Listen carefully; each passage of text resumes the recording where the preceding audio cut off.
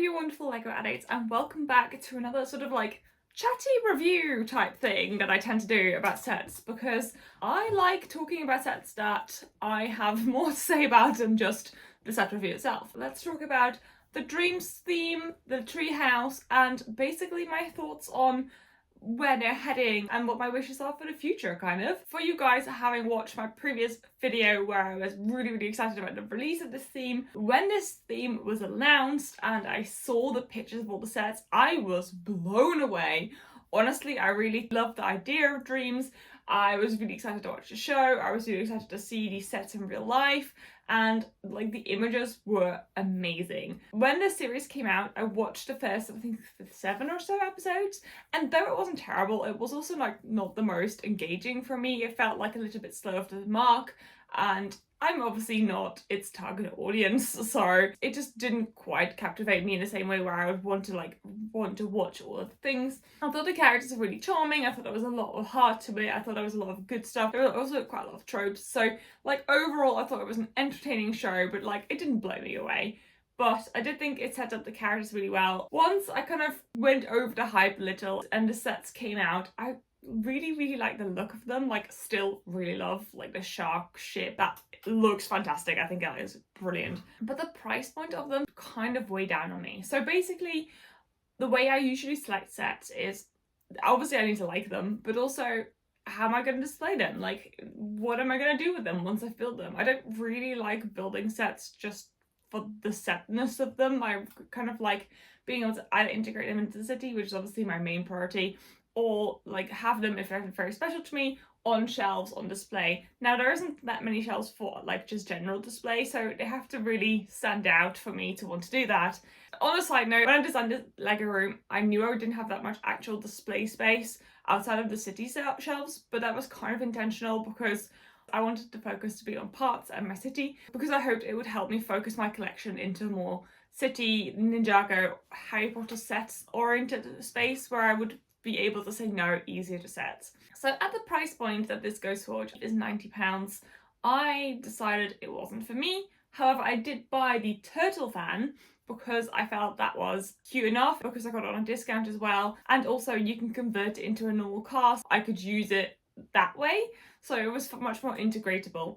This, however, has a very interesting wow factor. I think there's a lot about it that is really nice, but it doesn't really automatically integrate into a city very well. It's very playsetty. It's not like oh, I'll have a cute little tree here on the side. It's like, this tree will dominate. Quite apart from that, obviously it's like a Dreamzzz treehouse, so the leaves are blue. Shock, you probably had noticed. Which kind of brings me on to the next section of this sort of like overview review chat. The treehouse itself is like a really nice set as a play set. I think if I'd been sort of like 10, I would have really liked the set just to play with.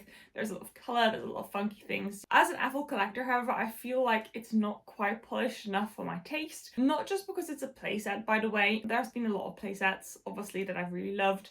I feel like even the furniture builds and the little detailed builds in this are a little bit unpolished, whereas I feel like some of the friend sets, for example, have been much more detailed in that way where it's very satisfying for Apples. So why did I end up purchasing this? Well, it was reduced to £45 in my local supermarket, and I decided, do you know what, £45, this is a really interesting parts pack. I'm really excited for the figures in the set, and also I feel like I wanted to talk about the Dreamzzz theme in general, because though it got released or a lot of hype, I feel like it's sort of fizzled out a little bit, which is both understandable but also kind of sad, because there is a lot about it that I really love. All of this obviously coming from a person that is not its intended target audience. I'm very aware that this is made for children, so it's very much like catered to play and imagination. It's not catered to Apples. Of the set itself, as I said, I really like the minifigures, and the minifigure selection in the set is super strong.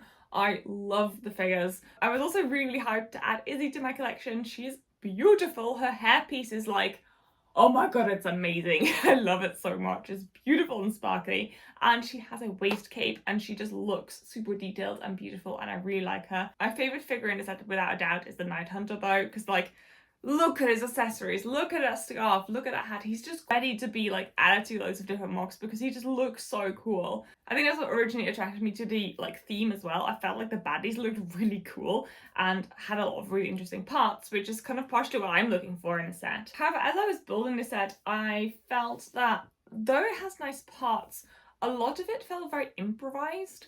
So the tree is using a lot of like nougat, dark brown and reddish brown elements. I can understand when you're building a tree you don't want to just use reddish brown if you're trying to be sort of like adding texture, but the use of the different colours felt very random. The windows are like tan, there's like dark tan connectors, there was just so many different colours in the tree itself that it didn't really tie together. And also before you start adding the buildings, the tree is really flat, so it kind of just looks like a sort of weird monster. Adding the little houses does really help to make it look really fun, but they are really quite basic builds.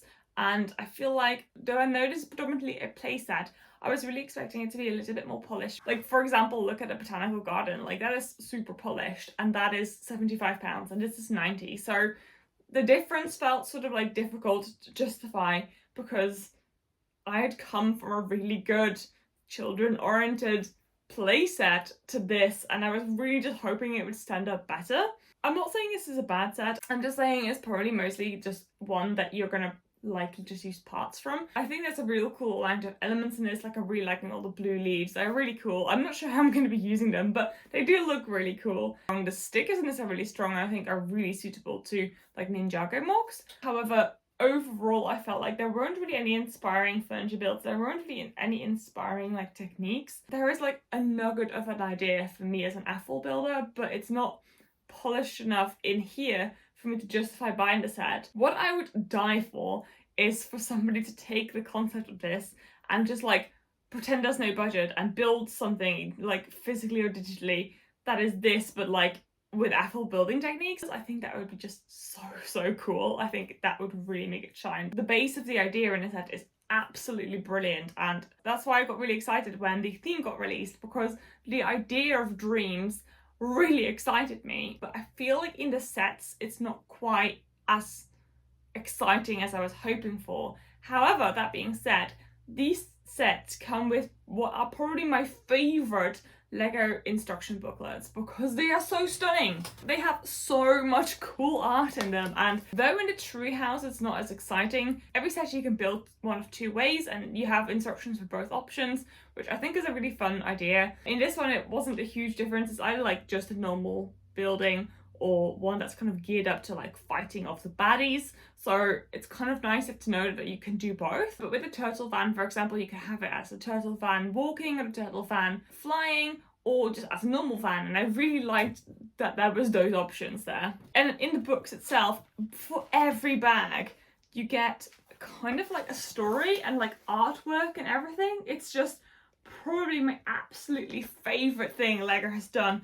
I really love how there's artwork in the instruction booklets. It's kind of making it feel like I'm building a story. The artwork is stunning as well. And it's also making me feel like I wish that the show itself used that artwork rather than sort of like the 3D animation, because I think if the show looked like what this artwork looked like, it would blow everyone's minds. But like obviously I understand that would be stupidly expensive, so they wouldn't do that, but I really wish they did because it looks so good. Even just like one episode, this seems like something that would have really appealed to me when I was younger, because it kind of gives you an idea of a story that's being told. So even if you haven't seen the actual series, the books still tell you a story, which isn't like dictating how you can sort of play with it. It just gives these characters life, and I really like that about these booklets, and I think that's just not praised enough, and it's really something you wouldn't know until you bought those sets. And the problem is the sets are really expensive, so it's quite hard to go over that line and then notice that. It's sort of like, to me that would be a huge selling feature, but it's hard to showcase that before anybody's bought it.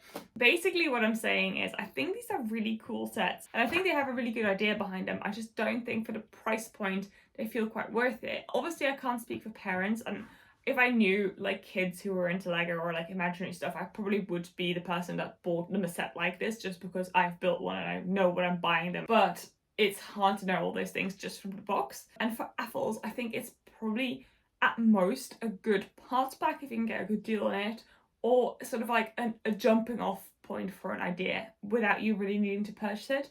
The only thing I think this set has that is really worth it for collectors are just a bunch of brilliant minifigures, because the Dreamzzz minifigures are just the best. So I feel like this is a real mixed bag. Hopefully this will find a target audience, because the base of this theme, of this set, of this line is really exciting and I really like, and I just kind of wanted it to succeed because it's really fun, but also at the same time, I know that I didn't spend money on this line until I saw it for literally half price, and I'm worrying that that's probably going to not help the theme. As we know, there's plenty of sets that LEGO does that are just catered to kids but are great mocking things, and this is not quite there, sadly. For me, you may have a different opinion, but that's kind of how I feel. So I won't be using the set in my city, but I'm hoping to use elements of it. That's kind of all I felt. Like, I just felt so conflicted about this set. I just wanted to love it so much, and I ended up not loving it, and it kind of made me sad because it has so much potential and it just didn't quite work for me. And sort of like the building experience was sort of like mixed for me. Like, it never excited me. There was never really anything, wow, this is brilliant in it. Like, the Technic pieces to support the set at the back were just a little bit like annoying to attach sometimes. The buildings themselves were a bit similar. Like, overall, this set just sort of like, it's so meh, which is a shame because it doesn't look meh. It looks awesome. So I've just felt so conflicted about it, and I didn't really know how to properly put it into words because I don't want to slate it. Partially because it's my experience and partially because I'm not the target audience, but I don't hate it either. I just really feel super conflicted about it. That's all I can say about it. Kind of excited to use some of the stuff in it, but yeah, I really wish it was better. But yeah, I really wish it was sort of like taken up one notch, maybe get some of the friends designers on it. In a way, maybe it would have been better if they hadn't used new and unique elements for the set, but instead used more appropriate elements, because I feel like maybe too much of the budget went to new stuff rather than to making the build more exciting. I don't really know what happened. That's just my feelings on it. I'm super conflicted. I wanted to really love this, but I didn't. Let me know what you think with a dream set. Have you got kids that got the dream sets? What did they think? I'm dying to know, because they're really fun to me. Like, they look awesome to me. So if you have kids and they got these sets, what did they think of them? And yeah, that's basically all I had to say. Thank you so very much for watching, and I hope to see you in the next video, guys. See you later. Bye!